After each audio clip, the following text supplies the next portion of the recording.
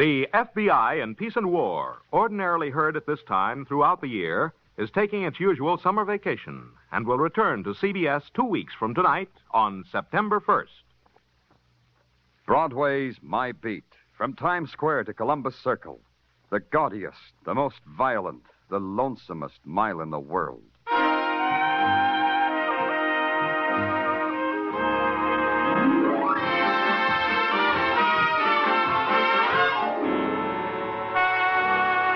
Broadway's My Beat, with Larry Thor as Detective Danny Clover.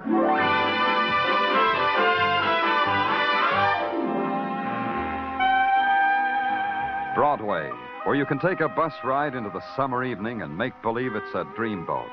Then, Broadway's as innocent and nostalgic as carousel music. But if you walk, you can get hit in the face by a guy fishing for nickels under a grating. Then you can't make believe anymore.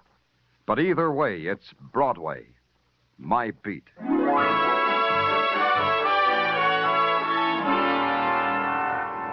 Danny! Danny, come in here.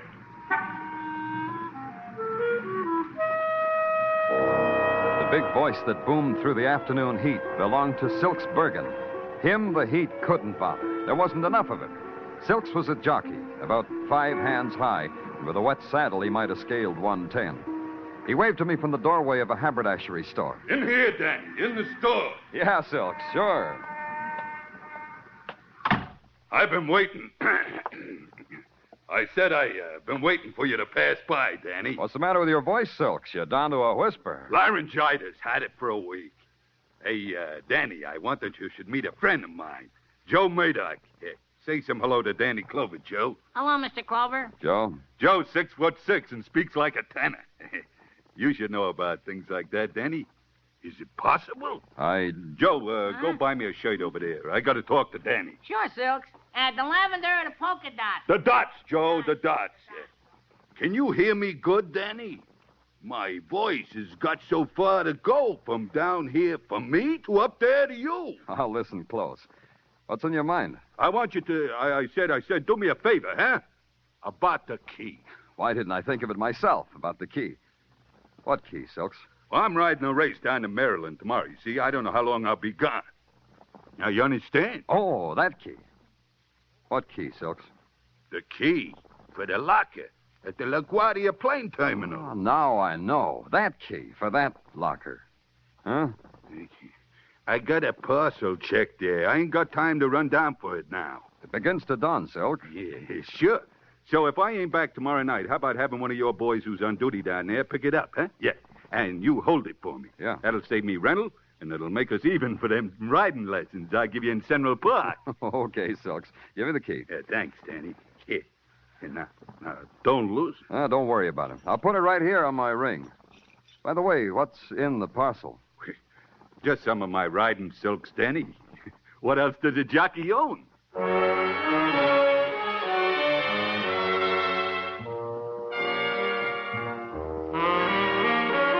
I patted Silks on the head, bit him a fond yoicks, and mushed back into the tropical heat of Broadway. Tropical was an illusion that wasn't hard to believe. The crushed pineapple and papaya stands, the coconut milk in real whiskered coconuts, the sly, grinning beat of the native drums heard through wilting loudspeakers, the girls, the luminous girls in their grass sandals and 14th Street sarongs. And then one whose lips looked as if they'd been painted with wild strawberries stopped me and kept me from my appointed rounds. I didn't mind. I'm so honest. I don't have the price of a dream, and I'm honest. Here, you dropped this. What? This $100 bill. You dropped it. Take it before it burns through my hand. $100. Wasn't I the careless one? Must have been in that Cracker Jack box I just threw away. Never throw anything away, Mr. Clover. There can be a prize in each and every package. That's a hard thing to remember. Will you help me try to remember, Miss... Ames. Belle Ames. Oh. If you ever need any help, Mr. Clover, ring for Belle Ames. That's cute. Very cute. Now maybe I can do something for you, Belle. Maybe give you back all this money you said I dropped. All right, so I lied. All you have to do is believe you dropped that money and listen. See how easy it is? $100 and no pain. For $100, you can throw in a little pain. Who do I listen to? It's written on the bill. Marty wants to see you. Oh? Marty says it's easier to talk to people who have money. He likes people with money. He says they listen better that way. I'm a fool for psychology, Belle. Let's go listen to Marty. Not me, Mr. Clover. You. It's you he wants to listen. Hey, come back here. Belle, come back here.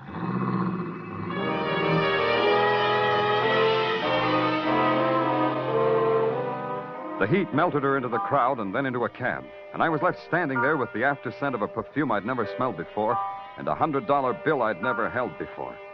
I inhaled both of them. They added up to the acrid odor of a bribe. I had to find out why. 42nd Street, the address on the bill said. I decided to walk. Somewhere between Broadway and the number I was looking for, the honky-tonk started. And at the corner where women's high heels clack more slowly and the handouts become more frequent, I took a right turn into limbo. 2 blocks down was what I was looking for. The Last Paddock Hotel, room 16. Come in. Come right in.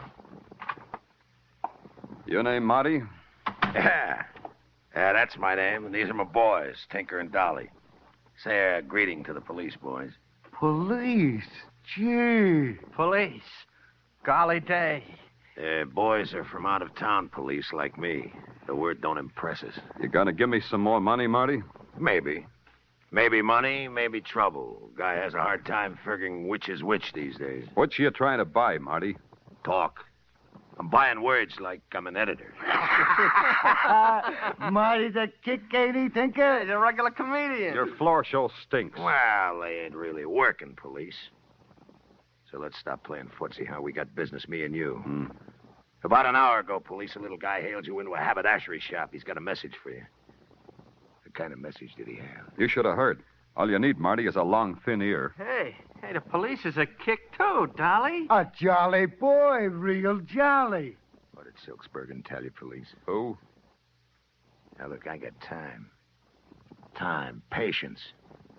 Let's do it again. Silks Bergen, what did he tell you? You looking for a tip on the horses? I got a tip. You're it. Only you look sad for a win. You look like hardly anything at all. Show him the gun, will you, Dolly? Yeah. Look, Mr. Police, this is a gun. Golly day. Let me have it, Dolly. Yeah. Here, Marty. Now, what did Silks Bergen tell you, police? Marty, you go to movies to see how gunsels act in this kind of situation? Yeah. Yeah, in a movie. Now, how did you know? Dolly, Yeah? show the police the second reel. Yeah, pleasure. A great big pleasure. You know the language better than that, police. You might say something. Your 2 muscles and your gun make me bashful. Stage fright, huh? Dolly. Yeah. Hey, Tinker, this is fun. Yeah. You can play too, Tinker. Yeah, such a jolly guy. Playing movies with a jolly guy. A jolly guy.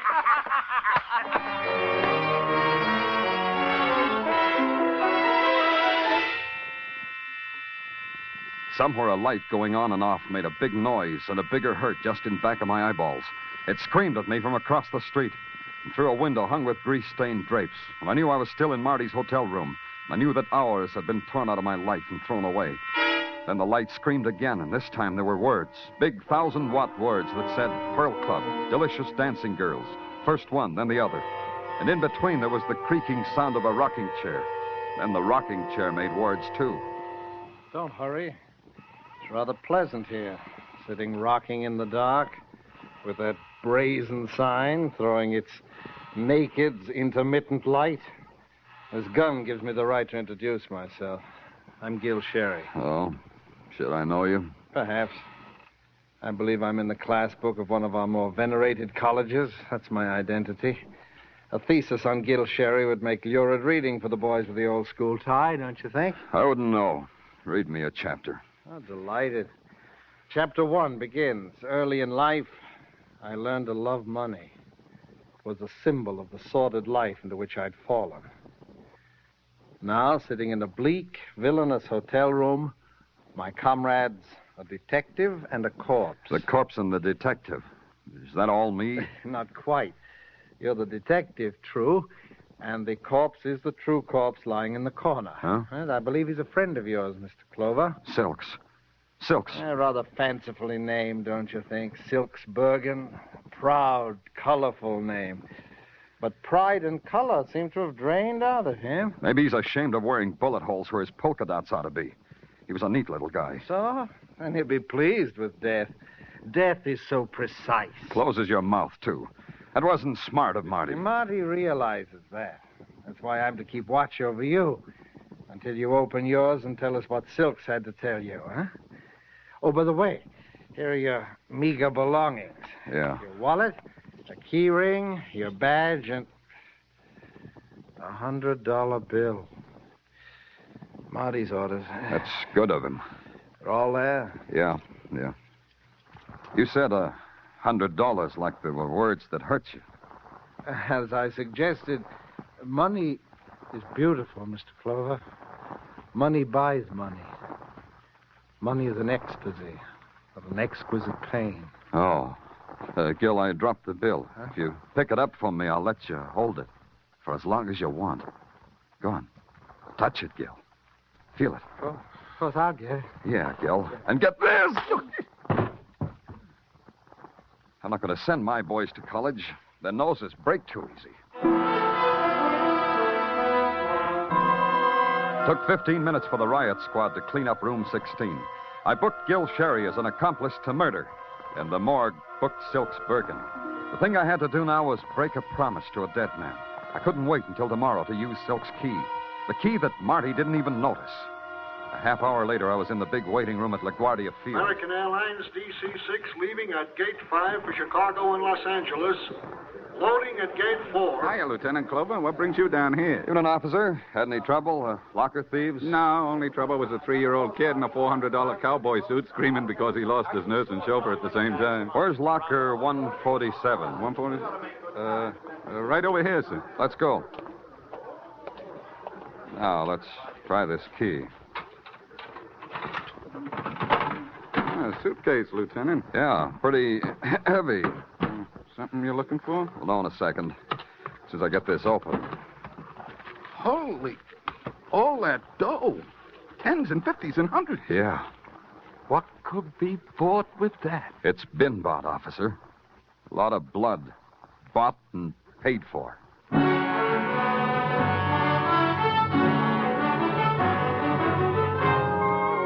You are listening to Broadway's My Beat with Larry Thor as Detective Danny Clover.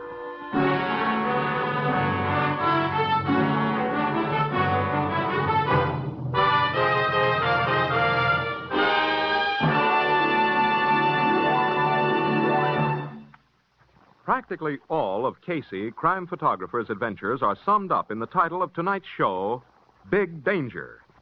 If you haven't met this ace newspaper cameraman, his pretty assistant, and Ethelbert, the merry bartender, if you're looking for a top-rating thrill show, be sure to hear this latest of crime photographer's adventures.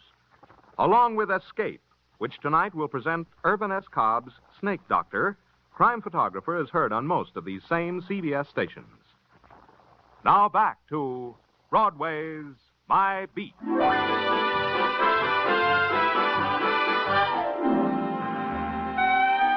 Broadway is an animal that feeds on hot tips, a tip on a horse or a chopped liver sandwich.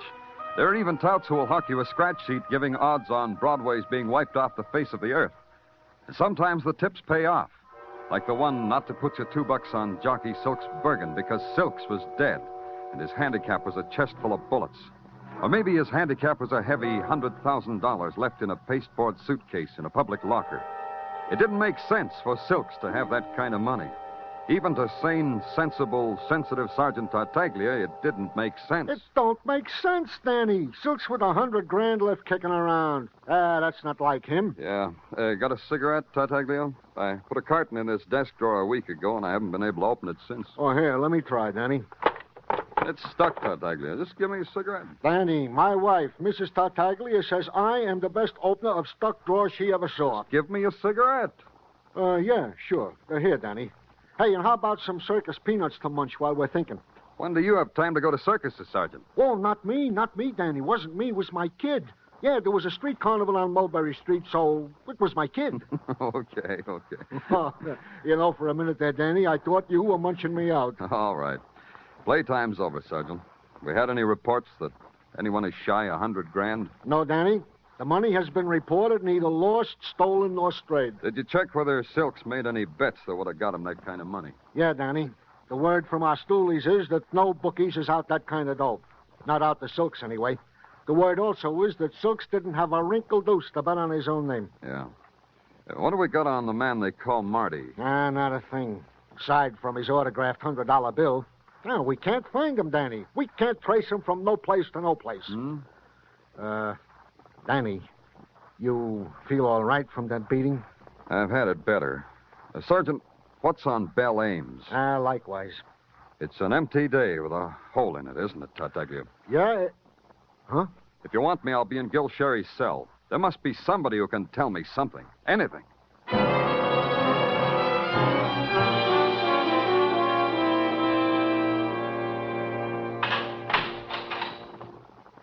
There's no need to humiliate me further, Mr. Clover. Being forced to talk to you is humiliation enough. Murder doesn't bother you, huh? As long as it's not mine. Dying can come to a man a lot of ways, Sherry. You could die as an accessory to Silk's murder. And there are so many things to prove, though, before I die, aren't there, Detective Clover? If you told us some secrets, you could maybe keep on living. That's as good as money sometimes. True. That's why I keep my mouth shut. I'll breathe longer that way. You mean Marty will kill you if you talk to us? I'm not brilliant like you, Sherry, but it seems to me you'll lose either way. Man has few choices, but the destiny of Gil Sherry will spin itself out as Gil Cherry chooses. That's what my class book said about me. Yeah. Real prophets, your classmates. Real prophets. Here's the envelope with Sherry's belongings you asked for, Danny. Thanks. I return your meager possessions, Sherry. Your cigarettes, an empty wallet, a fraternity pin, and... This is interesting. Roll of tickets to Pelagus Shooting Gallery.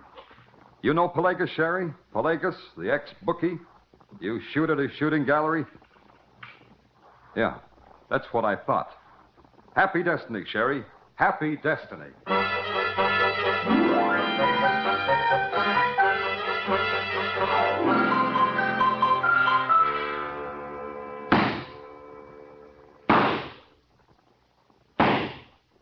Oh, Pelagus. Keeping in trim? Pardon me, Danny. You're in my way. Oh, sorry. Nice shot. You angry at somebody? What's on your mind? Guy named Marty? Yeah. You like that shot? Makes me quiver with excitement. You think I hit that duck twice before it sinks? I doubt it. See what I mean? You still booking races, Pelagus? I got caught once. You still booking? You're in my way again. Try getting used to it, Pelagus. Try this. Where would Silks Bergen get $100,000? Yeah. Where? From you? Oh, yeah, from me. From Pelagus. I give people $100,000, eh? That's why I'm running this stinking shooting gallery, because I give such big prizes. You hit that duck, Lieutenant, I give you $100,000 prize. Is that what you mean? Hold No, tell us. To ne vrani Joe Murdoch ne se stopotami. Petty Manos. Oh, Petty Manos. Joel Murdoch. Joel Murdoch. Silks' friend, the big guy with Silks in the haberdashery. Pelagus, what's he saying about Joe Murdoch? It's hard to explain. Hard, huh? Like this. Joe Murdoch was fished out of this river. Murdered. Don't spare me that last either. What did you say? May he rest in peace. Yeah. See you around, Pelagus. Pure scene of thoughts. Danny Clover. It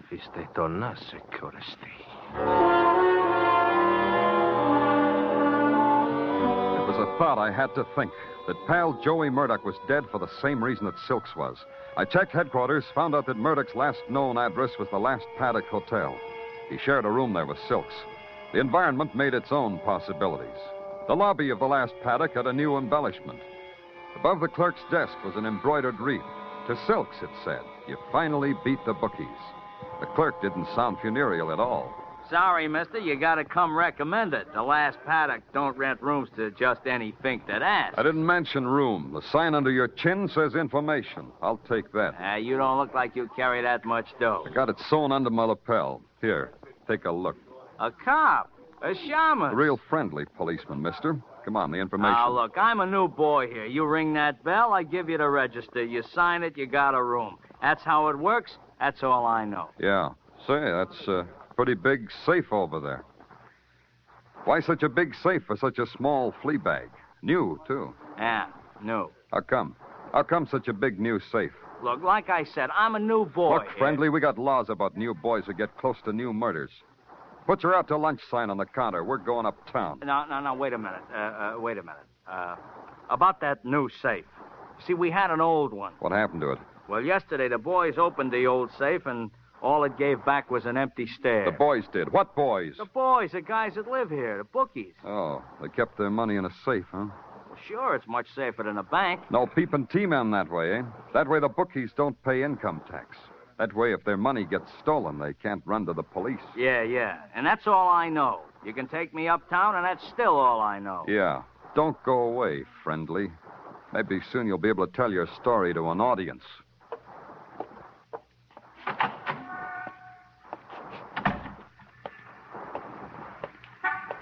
Get in the car, Clover. Well, Marty. Good seeing you, Marty. I've been looking all over for you. Get in the car, Clover. Dolly's looking at you with a gun pointed to where your badge might be. Now just get in the car.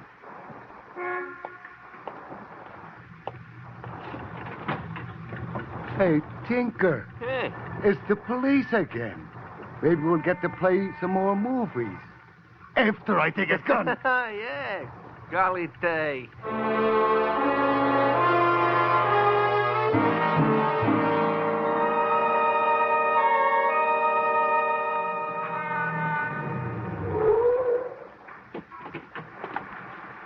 You'll play later, boys. Wait out here. Oh, Marty. Wait! This way, police. In that house. 2 murders, eh, Marty? How does a guy feel when he's murdered 2 men? A good feeling. I like it. Open the door. Yeah. There's someone I want you to meet again, Clover. In here. Mr. Clover. Mr. Danny Clover. You mind if I blush with joy? You can still think of a reason to blush, Belle? Such pretty words for a man who's nearly dead. You got one chance, Clover. The dough, the $100,000. Where is it? First, I'm going to tell you something about Marty, Belle. He had that money and he didn't know it. What? What's he saying, Marty? You tell us, Clover. Belle, when Marty had me worked over, he should have taken a look at my key ring. One of the keys was for a locker. Locker, money. Marty, how could you be so stupid? Answer the policeman, Marty. So I made a mistake, Belle. Don't worry. We got the police. We'll get the dough. $100,000, Marty, like that, right under your nose. Oh, Belle, you picked yourself a dull playmate. You can't afford a playmate who makes mistakes, Belle. Marty, you fool. You stupid fool.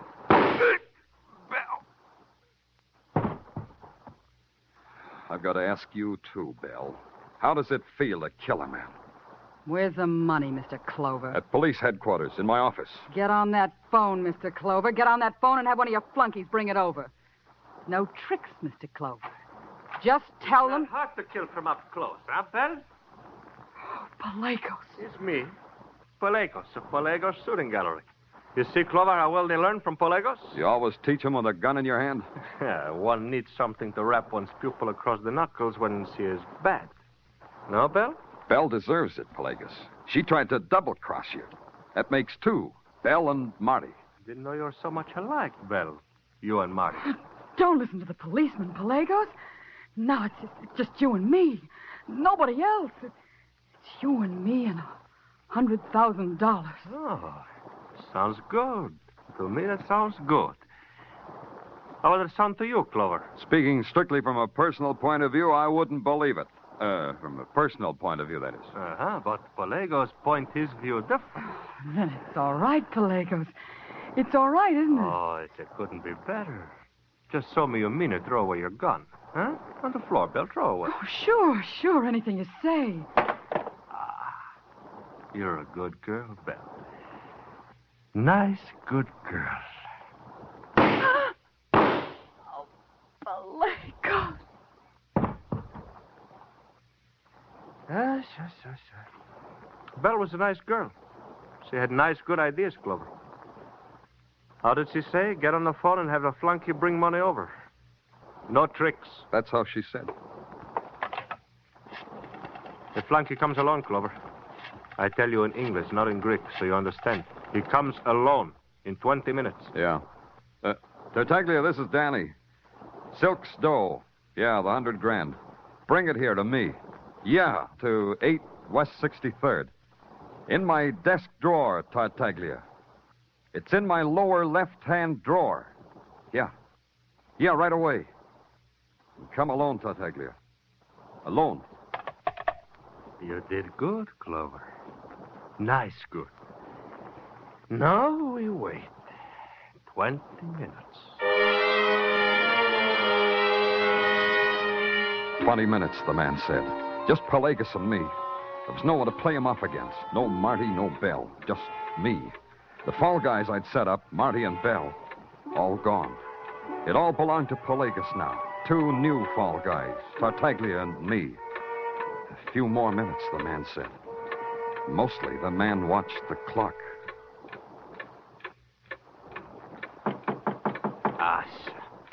You're lucky, Clover. In 2 minutes, you could have died. Open the door. Hiya, Danny. Well, here it is. I brought the dough just like you said. Hey, you know, it's good to get away from the office. Put a suitcase on the table. Huh? Hey, it's Pelagos. Hey, and he's got a gun. Hey, Danny, what Give the man goes? the suitcase, Tartaglia. Oh, whatever you say, Danny. Clover. You're a nice, good fool. I get the money, you still die, huh? You and the flunky. Huh? Talk to us before we die, Pelagos. I like to talk. What do we talk about? That was your money. Silk stole it from the safe at the last paddock. Thought he could get away with it. He thought you couldn't do anything about it. But you crossed him. You had Marty kill him and his friend Murdoch. You talk all by yourself, Clover. You didn't let me say a word. Now fold your hands behind your head and stand facing the wall. You both. Good. That's nice, good. Now I want to look once more at my money. It's too long since I looked at the money. Yes, my money. The money. Something wrong, Pelagos? This money. It's what, Pelagos? It's nothing but paper. Lousy torn-up strips of dirty newspaper. Paper is nothing but Hit the floor, paper. Tartaglia. I'll take him. Oh! Nice good, huh, Pelagos? Yeah. Nice good.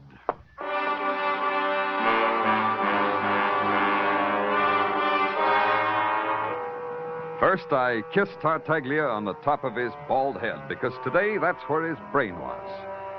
My lower left-hand desk drawer had been stuck for a week, and he'd gotten the cue. Dolly and Tinker, they were sitting outside, just like Marty told them, right in the middle of a police net, just like Tartaglia had arranged. So I kissed him again. So he invited me to a spaghetti dinner. Midnight's a happy time on Broadway. It's crowd and it's laughter, and it's a trumpet that screams. It's a place strung into the night like some phosphorescent alley, and they're heaped there, the bright-eyed kid, the voice that whispers from the doorway, the poet, the dregs. It's Broadway, the gaudiest, the most violent, the lonesomest mile in the world. Broadway, my beat.